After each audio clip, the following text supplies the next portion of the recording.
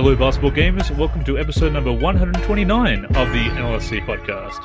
Have a very special episode for you this week. I'm Andrew, with you as always, and joining me this week, a very special guest, Sean O'Brien, executive producer of NBA Live 16. Welcome back to the show, Sean. Thanks for having me again, Andrew. Good to talk to you.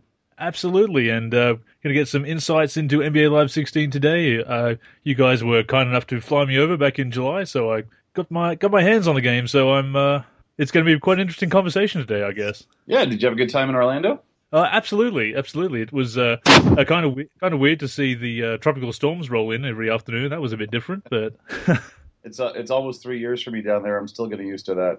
Oh, good to know that I wasn't the only one a little bit surprised by that. Yeah, it can be somewhat daunting as they come in the skies. The wind picks up and the skies get super dark, and then the rain just comes pounding down every afternoon. So September 12th? We're almost through that season, and fall and winter in Orlando is absolutely beautiful. So definitely looking forward to that.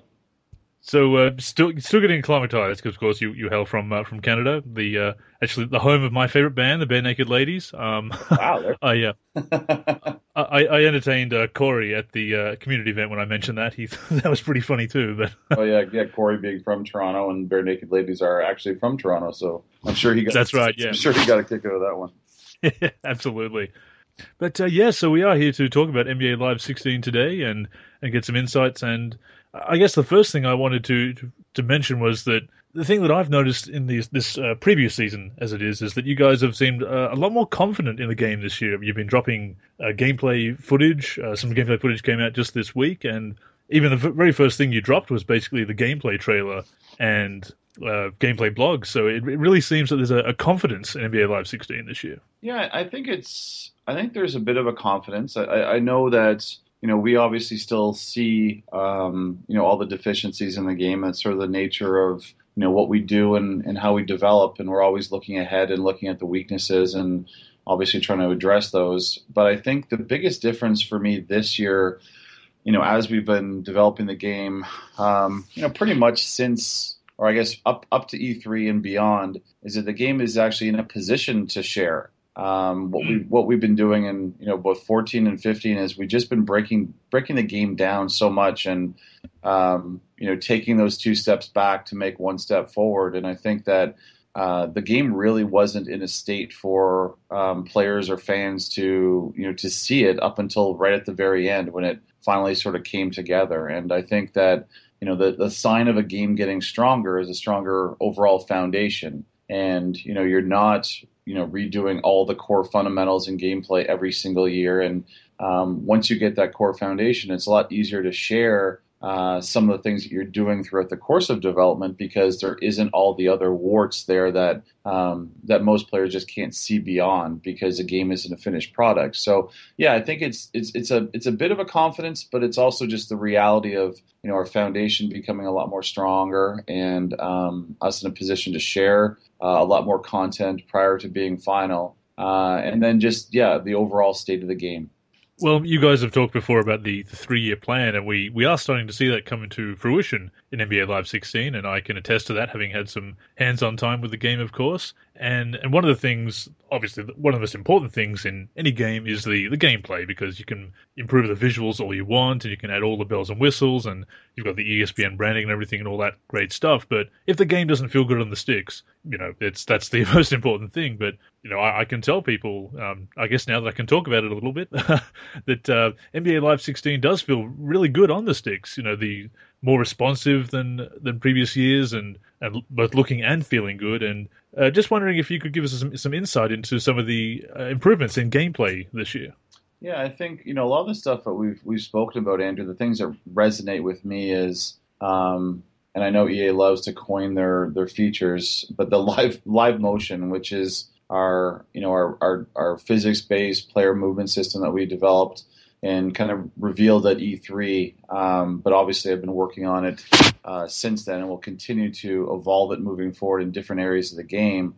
But that ability to just have that contextually appropriate player movement, whether I'm spacing on the 3-point line, I'm cutting through the lane, I'm doing a baseline cut, I'm going to set a screen, having that movement look like it's supposed to, so that the players look like they actually understand what they're about to do. Don't look as robotic as they have in last year's game and obviously in 14 as well. So I think just the overall player movements that you see in the scene is so much better. And the cool thing about that too is I know you can attest to is you can actually control that same movement when you're playing off ball, whether you're in Rising Star or whether you're playing in Live Pro-Am. So there's an obvious benefit to the player, not just watching, but actually controlling it and playing it as well. So I think that's one thing. I think you mentioned it earlier too, just control in general. Whether you're shooting the basketball, and I really like where we got with our shot meter and the feedback that you're getting there. I really like the satisfaction that you get, when you penetrate, kick to an open shooter, and then shoot the ball, and then the feeling you get when the ball, when it goes through the nets, or even when you're playing an online multiplayer and doing that, you penetrate, kick to me, I'm spotted up, I shoot the ball, it feels good. Dribbling, I think, feels really good as well. I think dribbling is an interesting one too. That what we try to do, and when we're play testing this, is I think a player's initial inkling is just to start hammering back and forth on the right stick. I think the important thing to note and to remember what we're doing is it really is a rhythm based thing where you have that control to rock back and forth. To spin, to do whatever you want when you're dribbling, but it is really finding that right rhythm. And I think once you do, it really unleashes a pretty good arsenal for a lot of the better ball handlers in the league. And I think that to me feels really strong as well. Animation fidelity overall was such a weakness of ours in the last 2 years. And I think it's slowly, moving towards a strength. I wouldn't say we're quite there yet overall, but it's moving towards a strength, and it really needs to be. And I think that the game from a balance standpoint, the work we've done with the AI, with some player and team differentiation stuff, how we're what we're doing in transition, spacing in the half court, and all the work behind that, I think, is really made for a much better game. And then, all the passing issues that we've had in the past 2 years as well. I don't think, in my mind, and I think I'm obviously one of our harshest critics, I think we're a good ways better than we were, but I don't think we're anywhere perfect yet. Passing the basketball game, as we all know, is extremely difficult because of all the factors that are going into what's happening on the court. Am I moving? Am I running? Am I walking? Am I dribbling? Am I standing? Am I not dribbling? Where's my pass target going? Where are the defenders? So the asset selection with passing is pretty challenging. And we see flaws in basketball video games as a result of that, but it's a really difficult thing to do. But things like the dribble handoff that we introduced this year, I think is a really fun, relevant mechanic. And it feels pretty great too. I really enjoyed that. The dribble handoffs. Yeah. It's cool, man. Like once you sort of get the hang of it and master it and understand when to use it, it's another cool way to use a mechanic similar to a pick and roll, which I also really like in our game, and which are very relevant things that are happening in the NBA, and bringing those to the player and giving them the control to pull them off in our game. And you mentioned balance, and there is actually quite a good balance I felt this year of between the responsiveness of the controls and the animation quality, which, as you said, had been a weakness in 14 and 15. So that I was very glad to see that and to hear that you will continue to polish that, as I'm sure many gamers will. The movement off the ball, you also mentioned. Just to see players not standing around and they're not having to call plays. Of course, you just had put out a gameplay blog talking about the play wheel and the play calling, and I love the new play animations that really guide you on how to run plays. That's a really great addition this year that you guys just showed off to gamers everywhere. But yeah, just seeing the players move and having a brain, so those AI improvements, it's really great to hear about and to see and feel in action. Yeah, I think so. And you'll start, you mentioned the play wheel, and you mentioned just the on-court graphics to sort of help guide you where to go when you call a play. And, we've obviously added a lot of visual graphics to help you understand, if you're being, well, whether on offense or defense, if you're guarding someone tight or you're gapping them to know what sort of threat they are. And so to understand what sort of defensive pressure you would put on a shooter and how that would affect a shot, the line that ties you to your defender, which is obviously a big help in Pro-Am with the online multiplayer, and just like the chaos that can ensue there. At least you know where you're supposed to be and who you're supposed to be guarding. And I think you'll see more of that moving forward from us, because we're obviously very cognizant of, most people that will be playing NBA Live will be new to the franchise, maybe returning, but new to recent memory. And I think we have to give them an opportunity to understand, how to play live versus 2K versus other sports games, so that they can have some early success and, really enjoy the game and understand the feature set that's there for them to explore. Absolutely. And of course, you guys did that with some of the onboarding in 15, but, you've got a lot more tutorials in Live 16 as well. Of course, hosted by your cover player, Russell Westbrook, demonstrating the new shot meter, which is another thing I really like. And of course, something that I guess I should mention is the percentages in the shot meter. There was a bit of confusion in some of the early previews, but the percentages indicate the quality of the shot, do they not? They do. They're basically surfacing all the calculations that go on underneath the hood. So, how good of a shooter you are, the situation that you're in, are you pulling up off a dribble? Are you spotted up? Are you being guarded? Has a shot being contested? What sort of fatigue you have, what skill level you're on. There's obviously more factors that go into it, but then also based on your shot timing on the release itself. So you see the line that goes up to fill up the little circle. So based on all those factors, it spits out a likelihood of the ball going in the basket. And that's where we really play tested the crap out of this. Because I think last year there's obviously confusion around, you did everything right, but the ball didn't go in. And as a player, you're like, well, what else can I do? And I think the challenge that comes into play, is the simulation aspect of the sport is, well, there's the situation you're in, but there's also the player you are, and so if you're shooting a 3-point shot, who are you shooting it with? And what's their 3-point rating? And there's the I think the upfront part of it for a player who you got to make a good decision. And if you want to shoot a 3, shoot it with a good shooter.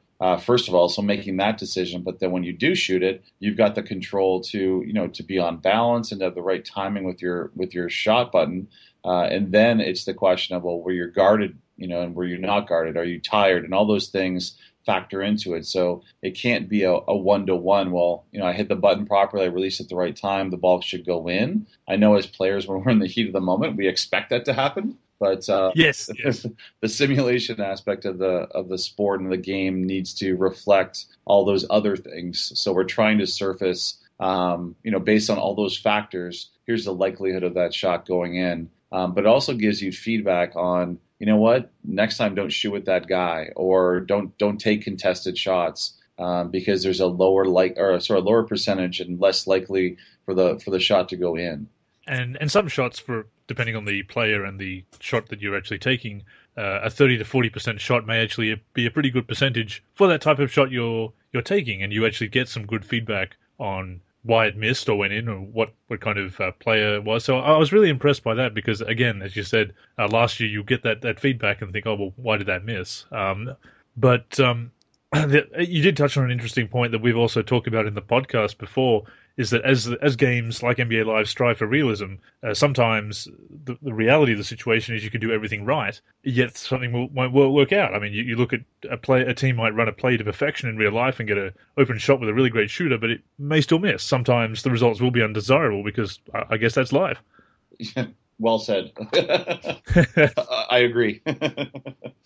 But on the just touching on the defensive side of the ball, because, I mean, in all the previews, we always look at great dunks and layups and shots and everything, but defense, obviously, a very important part of the game. What kind of tools do we have to shut down, great offensive threats in NBA Live 16? Well, Andrew, you play the game as well, so I think you've got an educated take on this as well. And you've obviously played a lot of games in your life. I think basketball struggles with just putting players in position to really guard the basketball.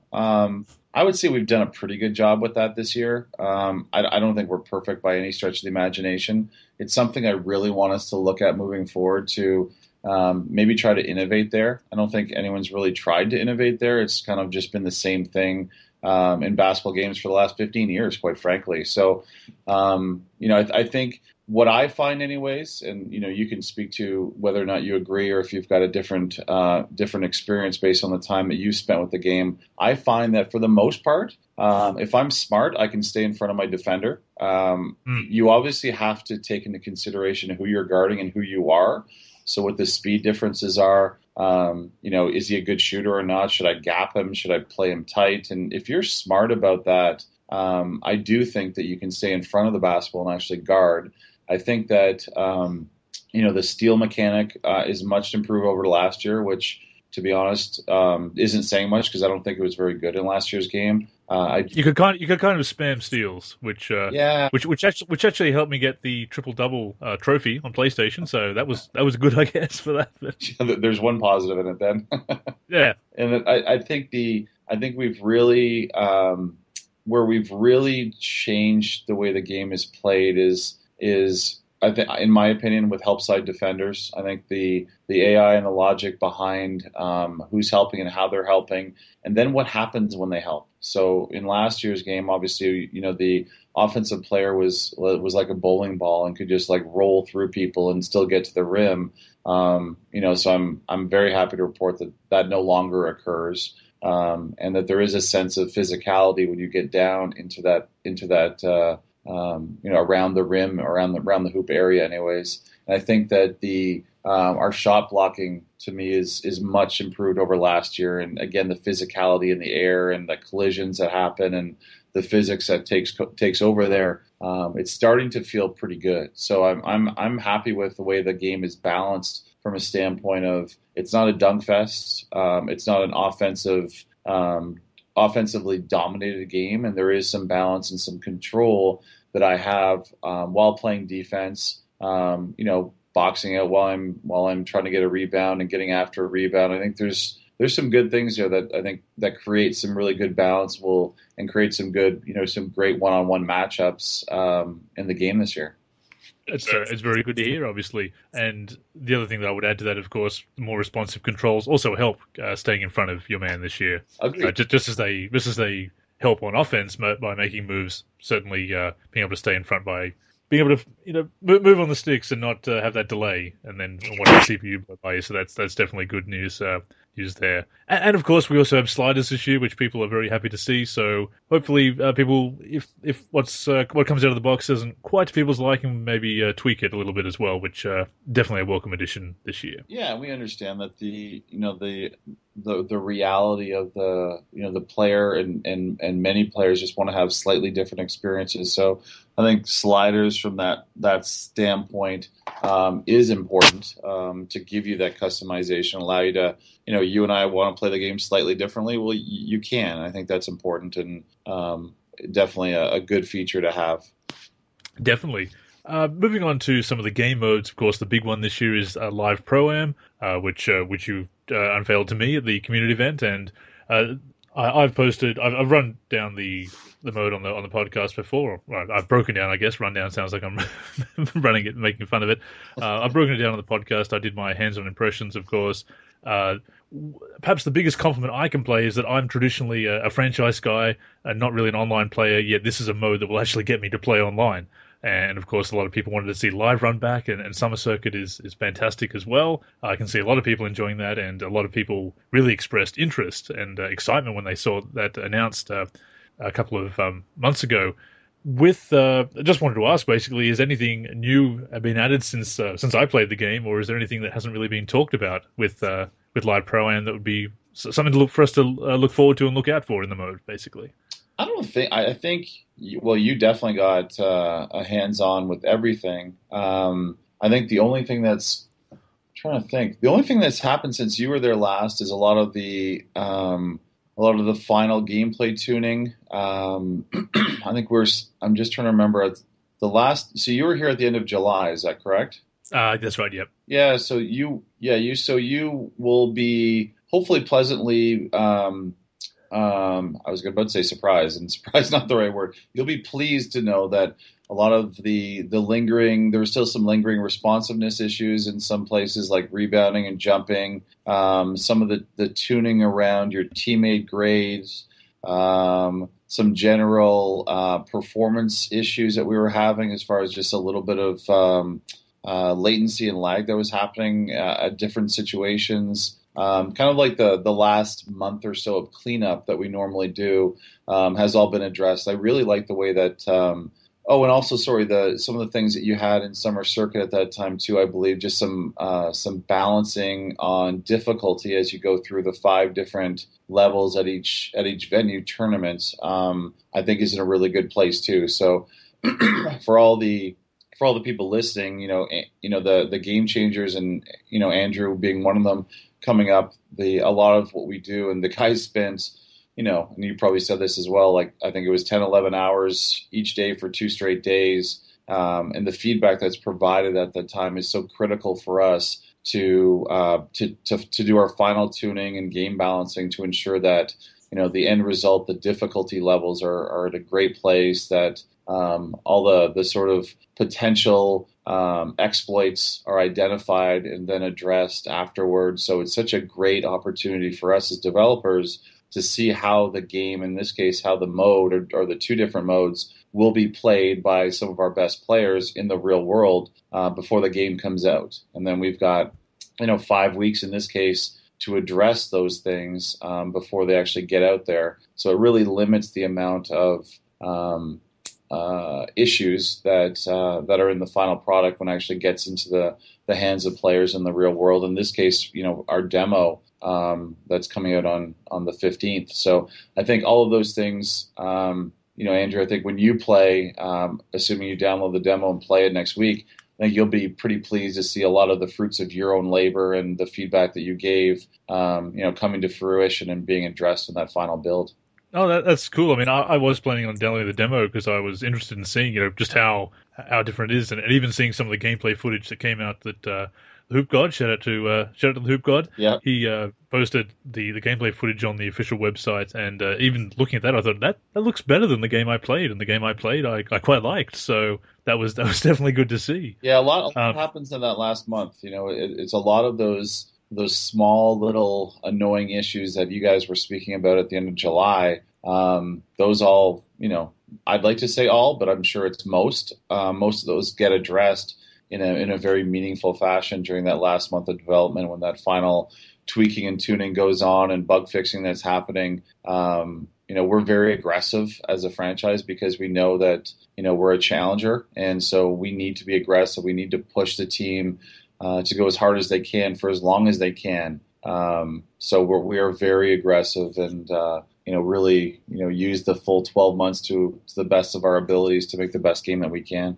And it's always good to hear that the feedback's not falling on deaf ears. I mean, you've made reference to making the game being made for the fans before, which is also encouraging to hear. But it's hard not to sound like a fanboy. But obviously, you brought me into the event to give my honest opinion, and I hope that I did that along with everybody else. And what was really encouraging and good to see at the event was when we were giving our final sort of a post-mortem, I guess you would say, giving our last feedback and talking to all you guys in the room, looking around and seeing you and the rest of the developers, nodding and taking on board what we were saying, and not just, rolling your eyes and go, why do we bring these geeks in? But actually caring what we had to say. And Corey said it on the post-game podcast, he wishes more developers would do what you guys do and bring people in, and so that gamers could see, what kind of impact we can have as a community. And it's encouraging, as I said. Well, and that's, I appreciate that. I agree as well. And I think from us,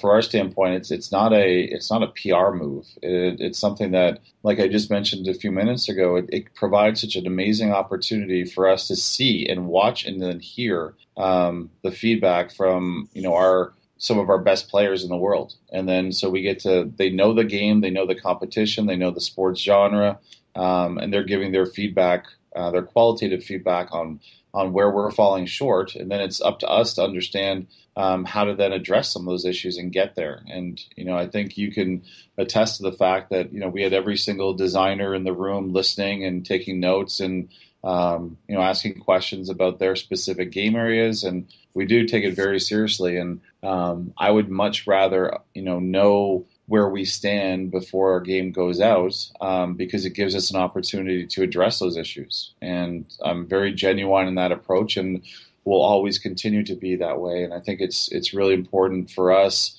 as I mentioned before, as a challenger brand and challenger product, to really take note and to understand what's out there, and what people like, and not just with 2K, with other sports games and games in general.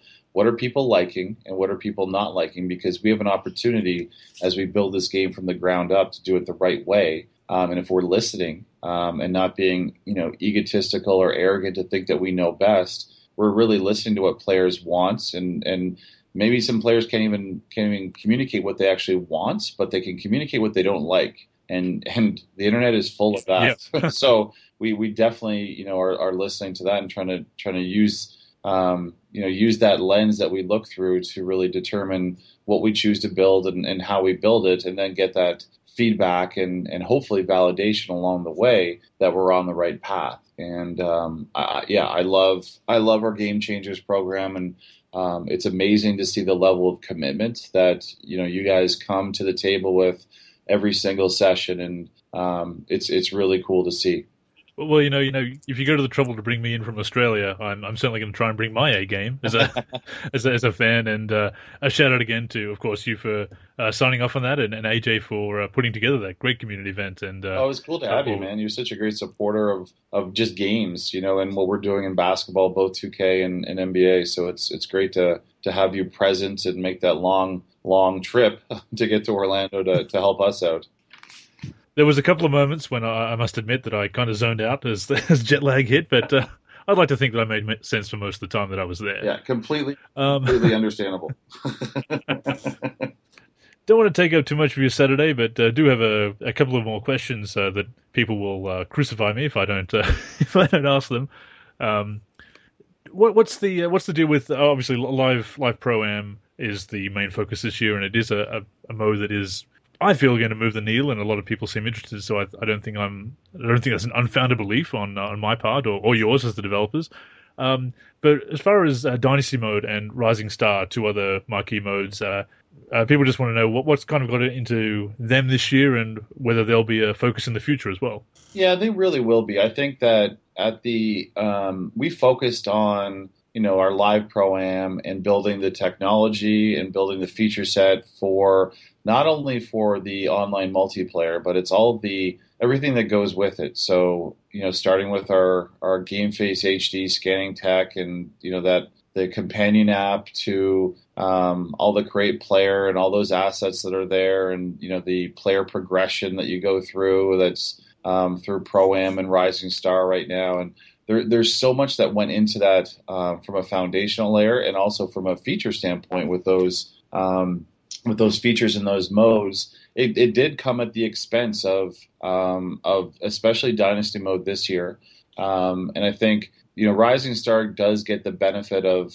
the player progression. Obviously the improved gameplay is a given for both Rising Star and Dynasty, which will make playing in those modes more enjoyable. But from a feature standpoint, it was I'll be honest, it was deprioritized this year to really get Live Pro-Am and all our player progression and Create Player stuff done. But it will be prioritized for 17 and moving forward. I understand that it's a value proposition for players.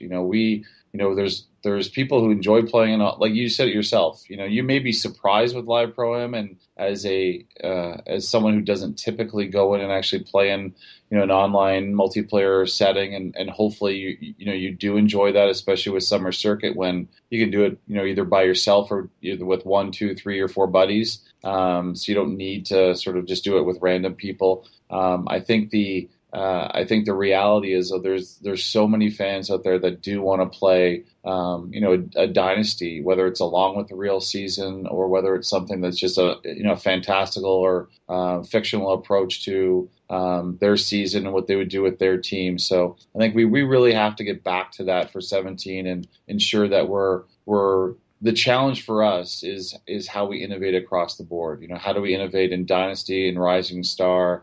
And where do we evolve our live pro-am with our online multiplayer? How do we innovate and evolve our create player and our player progression system? So it's a lot to take on, but the reality is we have to figure out how to do that because the player's appetite requires us to do that. So you'll see that moving forward. And quite honestly, it definitely was deprioritized as like I said, as a means to get to a place where I really felt, the NBA Live identity will sit, and being very, very good in an online setting with great features and great stable and reliable service, and then continue with our approach with live services and providing updated content, whether it's through Ultimate Team, whether it's through, our big moments, whether it's through our Synergy Sports updates that are happening every single day. There's a lot of stuff going on, throughout the course of the year. We're still doing stuff to 15. And so that approach will continue, but moving forward, it needs to be not at the expense of those other game modes. Right. I mean, I'm a big Dynasty geek, so any improvements will certainly be welcome in future editions of NBA Live. And I'll admit I've got some feedback that I can pass along to you and the guys. I'm sure that you'll until you're sick of me talking about Dynasty. We do need to step up our game in Dynasty. It's been a couple of years where it's been very stale, and I think that we have to improve that. And that's, trust me, as I could share my thinking for next year and moving forwards with 17 and 18, it's high up on the list. It's it's something that we've spoken about internally, and I wouldn't even say we've received a pass so far, but I think the metric that we hold ourselves accountable for, we're done. We've got to really step up our game in Dynasty, and you'll see that moving forward. Well, we'll definitely talk more, I guess, about some ideas. Right. Of course, you've got the Ultimate Team, which I really enjoyed last year. I beat your team, the Obliterators, the last challenge. That was a fun thing to do. And I've got an all 90s team at the moment. I've got Dikembe Mutombo, who just went into the Hall of Fame. He's my starting center, so that's kind of fun to block shots with Mount Mutombo.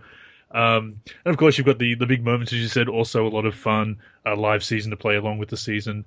I guess the other thing I wanted to touch on real quick, unfortunately, roster editing, custom rosters also fell by the wayside this year, but that would be the other thing that we'd like to see come back in future editions of the game, so we can make some crazy rosters or do stuff in between the official updates, of course. You hit the nail on the head, Andrew. I think both this year we focused on player customization, introducing our scanning, our create player, all the progression, like I said earlier.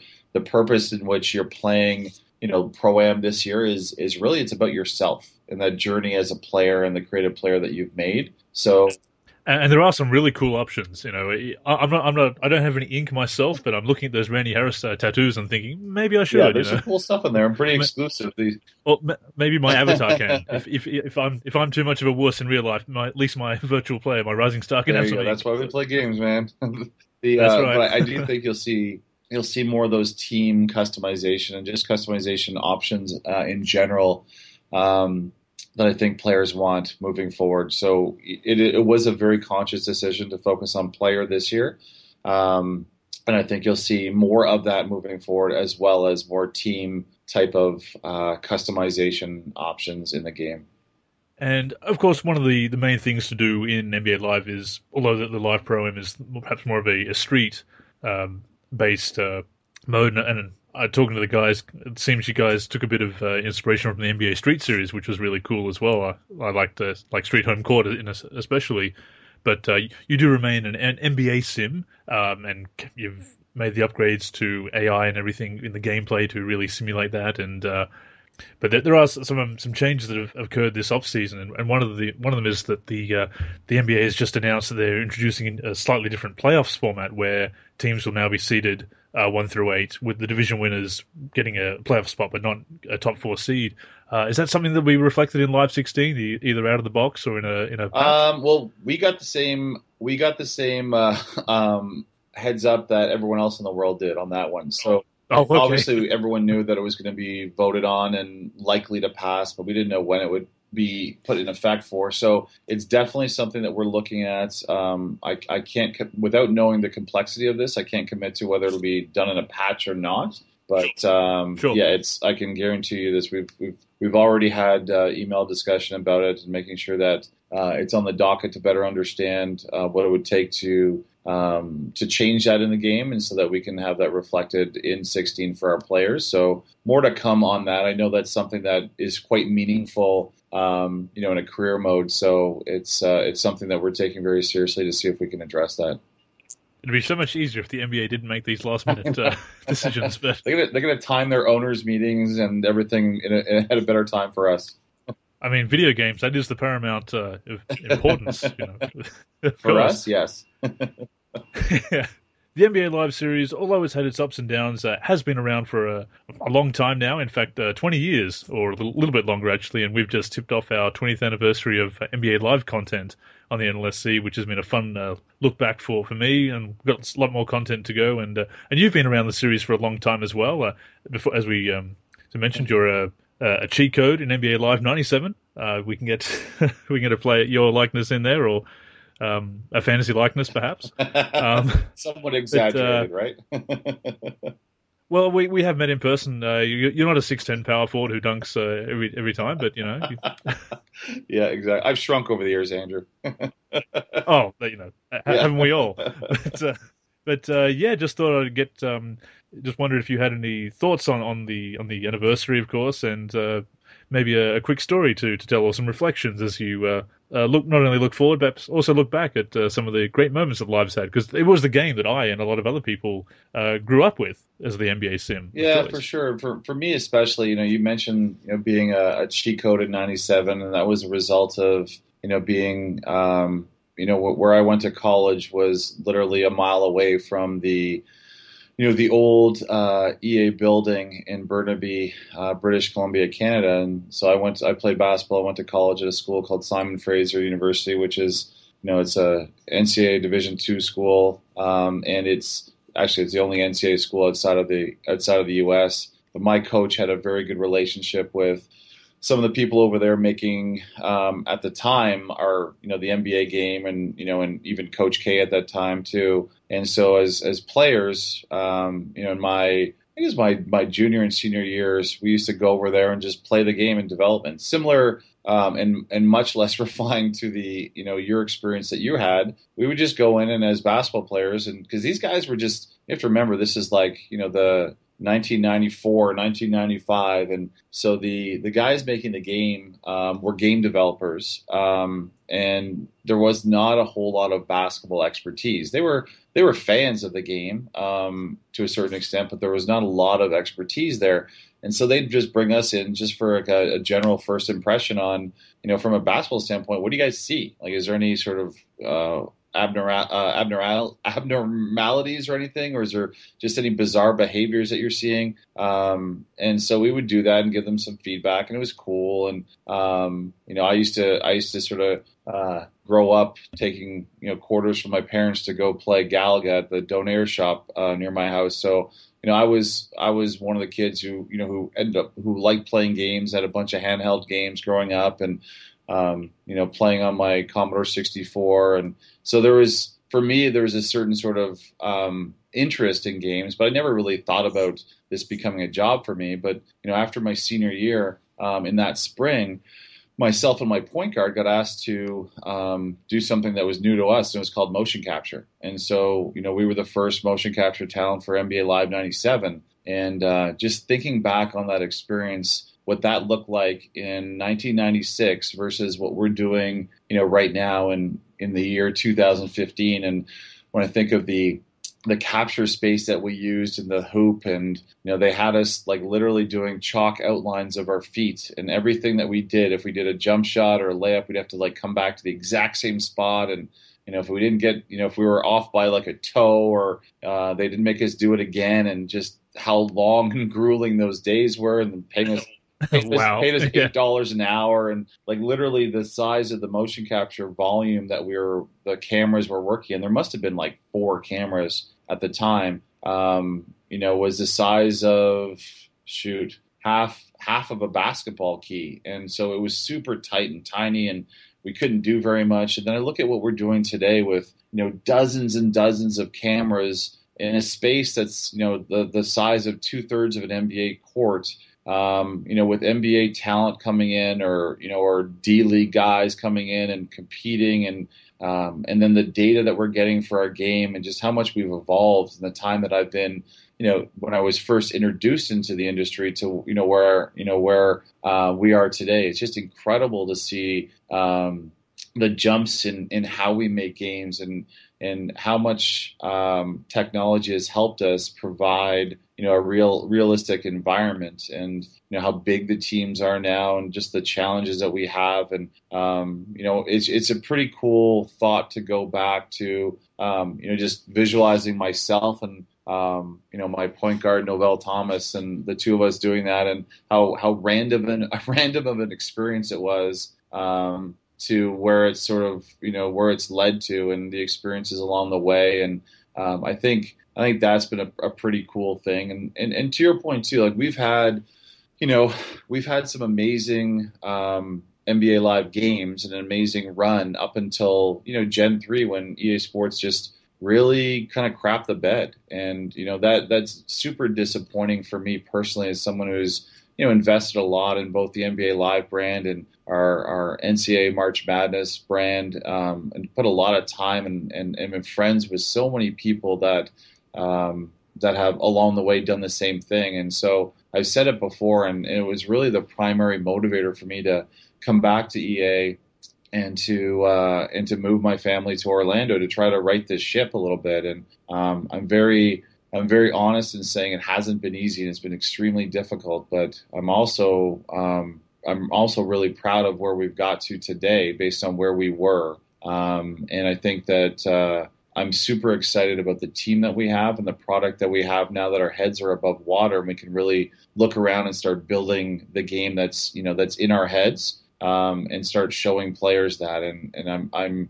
when I talk about what we're planning on doing next year, and what we're planning on doing for 18, and what that the 2-year story looks for us like right now, it's super exciting. And what I'm most excited about is just to see the OGs of Live that used to play that game back in the day, and sort of where it lost its way, then went to 2K, or just sort of don't play basketball games anymore, to bring that back for them, and then to introduce new fans to the things that we're doing is super exciting for me personally.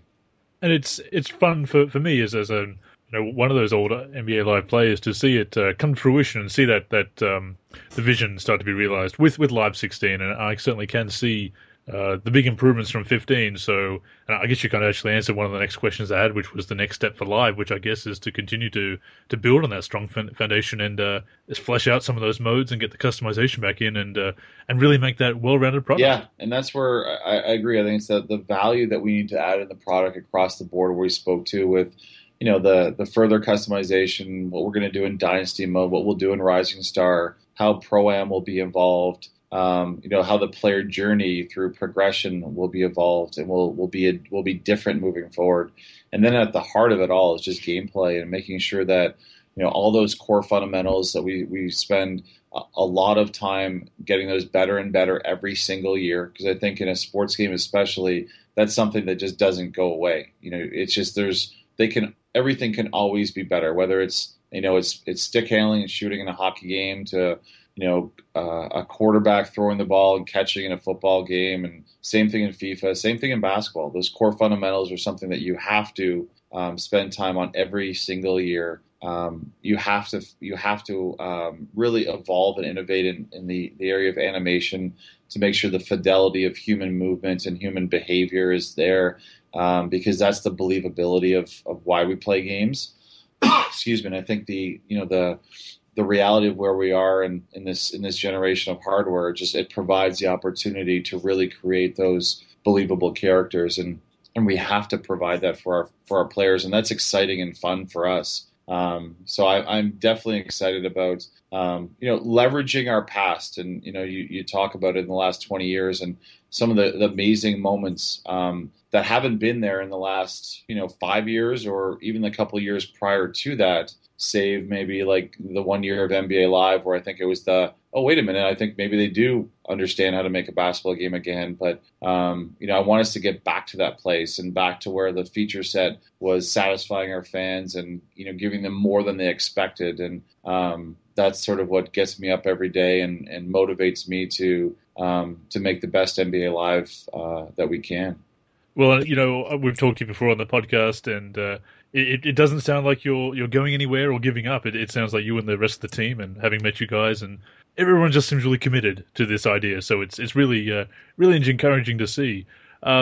Before we wrap up, I guess the last question is how do you evaluate Live 16 as far as satisfaction? And is there anything else, any other tidbits you'd like to give us before that haven't been mentioned yet? Stuff that you'd like people to look out for in Live 16. I think when I look at Live 16, it's just a really fun game to play. I think that our offline head-to-head experience is really fun. I think our gameplay guys have done a tremendous job with. We spoke about it earlier. Is just with control, with animation fidelity across the entire game. I think so. First of all, it's a fun playing game. I think what we've done in Live Pro. Just to interject there real quick, that we had a lot of fun with it at the community event. In fact, Mark and Corey on the post-game podcast will go into it's their story to tell, but they had some very entertaining head-to-head games with. I just heard all the shouts across the room as so many game winners win, but that's their story to tell. To echo on that, I think that it's so validating, and you guys can obviously, Andrew, you can visualize the room that you're in, and it's, for anyone listening, it's right on our development floor, and to have let's say there was 10 or 12 of you guys there, and just the amount of yelling and screaming and laughing, and how much fun you guys were having playing the game. That was such a cool moment for everyone on the team that doesn't necessarily either interact with you guys at a community event, or they're more just they're there doing their job and not really understanding, is the game good or is it getting better or where we're at, and to sort of hear that it was said by so many people afterwards. It was just really cool to see people having so much fun playing our game. And it's been a long grind for a lot of these guys over the last couple of years. And, like for me, getting to the point where, the gameplay is super fun. Visually, it's obviously, I think it's stunning. And then having modes where you can actually really put yourself in a position to have a lot of that fun outside of just like a typical, head-to-head Celtics versus Hawks type of game. I think that it's really cool, and it's finally starting to be where I think there's a story around NBA Live, and you can say, well, I kind of get where NBA Live is going now, and up until this point, you haven't been. It's just been a kind of, it's kind of just an okay basketball video game, and I think we're really crafting what that identity looks like and where we want to be as a franchise, and we're just going to see more and more of that moving forward. And I'm excited about our plans, and I know we always say this, but I really am excited about our plans. And if I look at our trajectory from 14 to 15, now to 16, which people will be able to play with the demo and see our progress and see where we're at, and then sort of imagine where else you can be if you keep that same trajectory going, I think that's really exciting for fans. And that's where, like I said, that's my motivation, and that's the team's motivation, and why we get after it so hard, and really want to continue to show those improvements, every single year. Well, I know I'm looking forward to playing the demo. I'm looking forward to also playing Live 16 and seeing what you guys come up with in the future. You still do have that dedicated fan base, of course. Shout out to the NBA Live stream team, of course, and a lot of the other guys in the NLSC and Operation Sports, of course, And yeah, so it is really great to see it take shape and to have the have alternatives in basketball gaming and seeing live come back. And of course, great to get the inside of playing at the community event and surprising you guys by showing you an NBA Live '96 cover that I brought. Awesome. And I also just want to state one more time for the record, that was something I did for the community event. I don't always carry that around with me. That's my story, and I'm sticking with it. But, yeah, no, it's great, man. I'm really excited for the 15th to come and for the game to be the demo to be available to play. I think that's the opportunity for people to get in there and for us to get some feedback. And I think it's so important where we'll have, I'm assuming, a lot of 2K players going just to check it out and hearing the good and bad of what they have to say about it and distilling that down into into action on how we can get better is really exciting, because it's we have so much tremendous support within our own fans and our own community. This is going to be a great opportunity for us to sort of widen that net and stop getting feedback, whether it's positive or negative, just based off videos or a blog, but actually people playing the game and playing software. I think that's so important. So I'm excited about the next 2 weeks and what that holds for us. Awesome. So the Game Face HD app is dropping soon, yeah, I we're believe. just waiting. That is, yeah. We have so for clarity's sake, we have our approval from Google on the Android device, and we're just waiting for Apple on that one. And I'm literally watching my email today to see if we get it. So the hope is that they both come out. We want to hold them simultaneously, so we don't want to I guess tick off either iOS or Android fans by having one or the other go out first. So we're strategically waiting until they both pass through that certification process, and then they'll be available before the important thing is that they're there for Tuesday the 15th, so that you can scan and see yourself in the demo and go through that whole process. The idea was to have it out a little bit earlier so that we could iron out any kinks. We're confident that there won't be any kinks, but it was really just a preventative measure that we were trying to take. So once that the app is available, you download the app and then download the demo on the 15th. And I'm anxious to see what people think about that, because it's a very quick and easy process to scan yourself and get you in game. And the fidelity of what that scan looks like is pretty impressive. So I'm looking forward to that feedback as well. And I'm an Android user, so my if Android fanboy says that's fantastic that Google's already... Oh yeah, you're good to go. Approved it. So Game Face HD dropping very soon, possibly by the time this podcast is out. The demo, of course, on September the 15th, and September 29th, the full version comes out, and your progress will carry over from the demo, and the demo is pretty full. You've got the live Pro-Am, you've got 6 teams, I believe, to play with in tip-off. And learn live as well. So definitely a great chance to check out the game and see what it's all about. Sean, thank you so much for joining us on the podcast. It was great to have you on, and with the insights on Live 16, and of course a little bit of history with the 20th anniversary content. You bet, Andrew. As always, it was fun, man. It was great to talk to you. Awesome. So that will bring us to the end of episode number 129 of the NLSC podcast. If you enjoyed listening to the show, of course, we do this every week, so please feel free to subscribe to us on iTunes or keep streaming it on the NLSC. Follow us on Twitter at the NLSC. Like us on Facebook, facebook.com/the NLSC. The NLSC itself is NBA-live.com for those who don't know. And the official accounts, facebook.com/EA Sports NBA and at Twitter at EA Sports NBA. So that will do it. Thank you once again, Sean. Thank you, Andrew, man. And we'll see you all next week. Take care.